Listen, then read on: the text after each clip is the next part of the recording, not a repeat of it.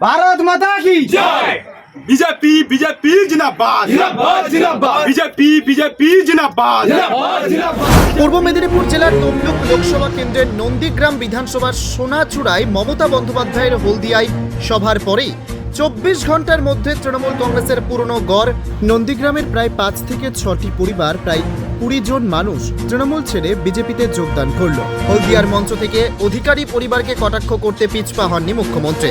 সেই সব কটাক্ষের পরও অধিকারী পরিবারের হাত ধরেই নন্দীগ্রামের একদল পরিবারের দল পরিবর্তন নিয়ে উঠছে রাজনৈতিক শোরগোল। প্রসঙ্গে সোনাচূড়া অঞ্চলের অবজারভার ভারতীয় জনতা পার্টির সদস্য বাপি বলেন, তৃণমূল কংগ্রেসের দুর্নীতির বিরুদ্ধে 5টি পরিবার অর্থাৎ প্রায় 20 জন মানুষ তৃণমূল ছেড়ে ভারতীয় জনতা পার্টিতে এসেছেন। ওনারা আজ থেকে আমাদের সদস্য, ওনাদের অনেক অভিনন্দন। তৃণমূল কংগ্রেসের দুর্নীতির বিরুদ্ধে মানুষ আগে থেকেই সোচ্চার হয়েছেন, তাই ওনারা তৃণমূল কংগ্রেস আগামী দিনে করতেন।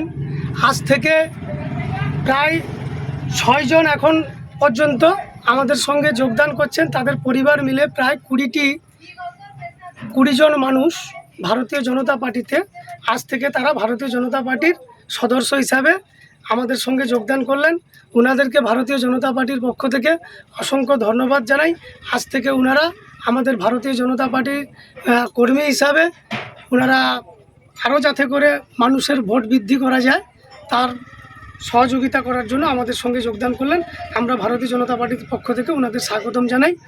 আগামী দিনে যাতে মানুষের উন্নয়ন হয়, নরেন্দ্র মোদীজির হাত শক্ত করার জন্য ওনারা আজকের আমাদের সঙ্গে যোগদান করলেন।